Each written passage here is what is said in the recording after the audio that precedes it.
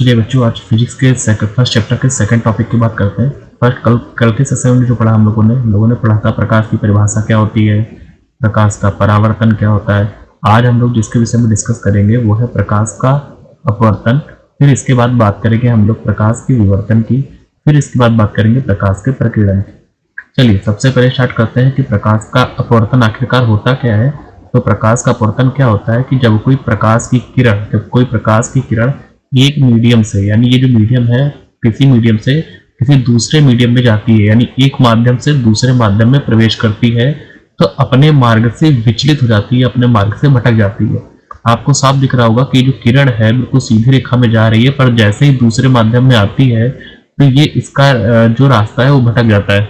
अब इसी को थोड़ा सा ध्यान से देखते हैं आगे कि जब कोई प्रकाश एक माध्यम से चलता हुआ दूसरे माध्यम में प्रवेश करता है तो दूसरे माध्यम में प्रकाश अपने मार्ग से विचलित हो जाता है। इसको हम लोग कहते हैं बिल्कुल भटक जाता है। इस घटना को हम लोग कहते हैं प्रकाश का अपवर्तन। ठीक है।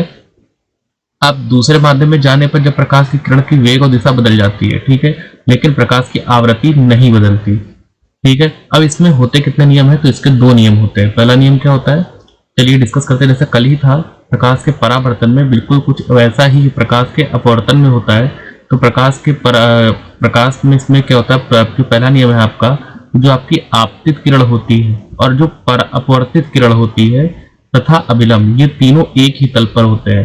ठीक है।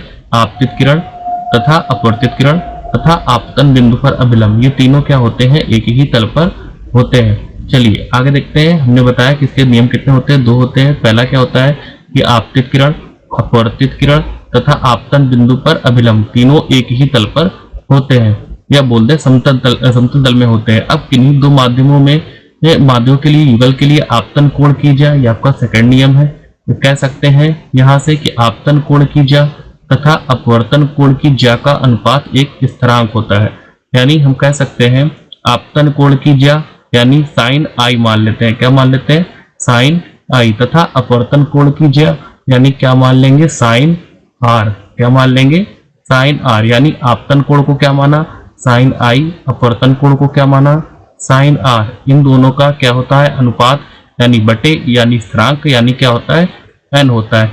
जहां एन आपका क्या है, एक स्थिरांक है, जिसे क्या बोलते हैं, हम लोग प्रकाश का अपवर्तन कहते हैं। और इसी नियम को हम लोग स्नेल का नियम भी कहते हैं। ठीक है।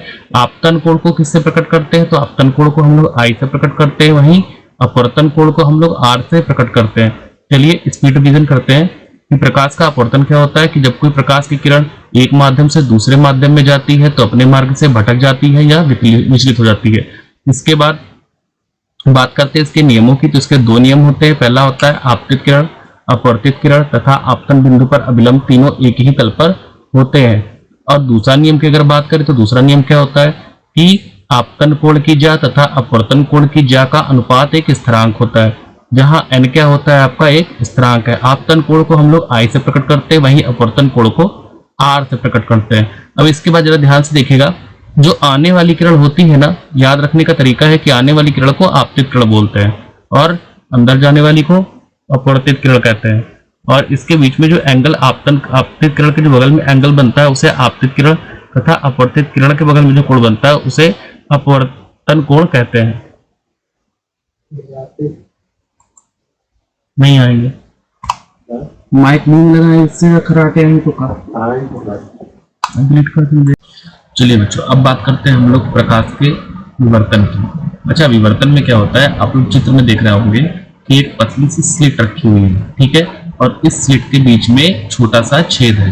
ठीक है। और ध्यान से देखिए यहाँ पर क्या दिख रहा है आपको, एक एस दिख रहा है जिसको हम कहते हैं सोर्स ऑफ लाइट, यानी प्रकाश का स्रोत लगा हुआ है। यानी बल्ब हो सकता है, सन हो सकता है, कुछ भी हो सकता है। अब यहाँ से क्या होती है, प्रकाश की किरण निकल रही है और इस छिद्र से होकर के गुजर रही है, और जैसे ये छिद्र को पार करती है तो इसका जो फैलाव होता है काफी ज्यादा बढ़ जाता है। तो यही जो घटना होती है हमारी प्रकाश का विवर्तन कहलाती है। जरा डिफिनेशन के माध्यम से कुछ समझने की कोशिश करते हैं कि जब प्रकाश की किरणें किसी तीक्ष्ण अवरोध यानी ये रिकावट, स्लिट यानी एक परत या झिर्री पर पड़ती है तो प्रकाश की किरणें अवरोध अथवा झिर्री के किनारों पर आंशिक रूप से मुड़ जाती है। जहां पर इनके किनारे होते हैं ये आंशिक रूप से यहाँ और इस तरफ से मुड़ जाती है।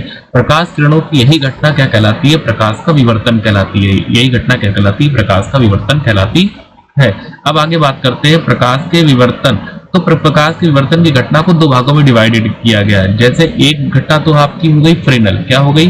फ्रेनल विवर्तन, और दूसरी होती है आपकी फ्राउनहोफर विवर्तन। कौन सी? फ्राउनहोफर विवर्तन। चलिए अब इसके बाद बात करेंगे हम लोग प्रकाश के प्रकीर्णन की।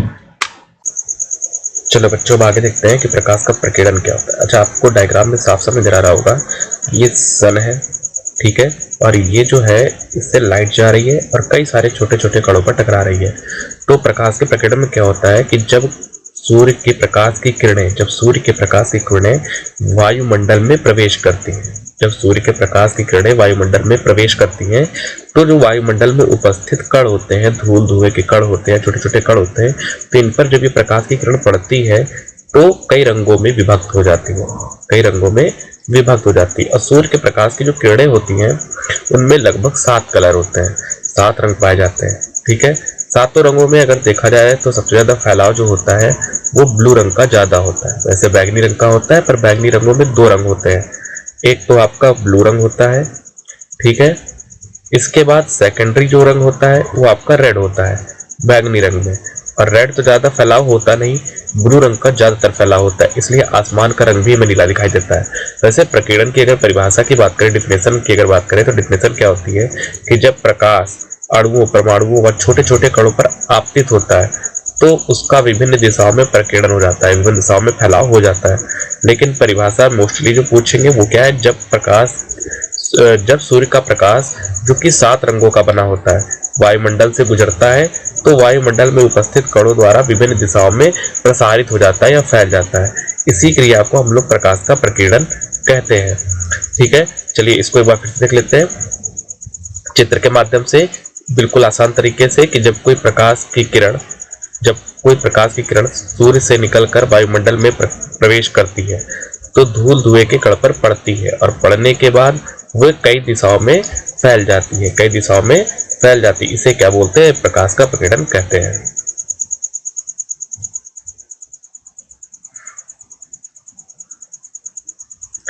चलिए बच्चों, बात करते हैं प्रकाश के प्रकीर्णन की।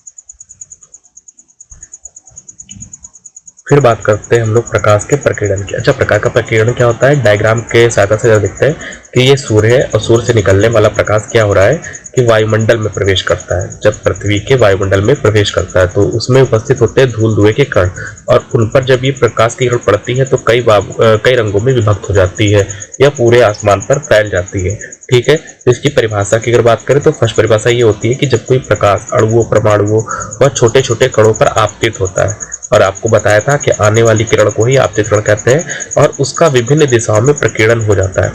सेकेंडरी डिफिनेशन आपकी क्या है? बिल्कुल डायग्राम, जिस तरह डायग्राम दिखाता है बिल्कुल उसी तरह की डिफिनेशन है कि जब सूर्य का प्रकाश जो कि 7 रंगों का बना होता है वायुमंडल से गुजरता है तो वह वायुमंडल में उपस्थित कणों द्वारा विभिन्न दिशाओं में प्रसारित होता है या फैल जाता है। इसी क्रिया को हम लोग प्रकाश का प्रकीर्णन कहते हैं। चलिए बच्चों, ये आपको काफी अच्छी तरह समझ में आ गया होगा। बच्चों, अगर आपको ये पूरा सेशन समझ में आया हो, अच्छा लगा हो, तो आप इस चैनल को लाइक करें, सब्सक्राइब करें और शेयर करें।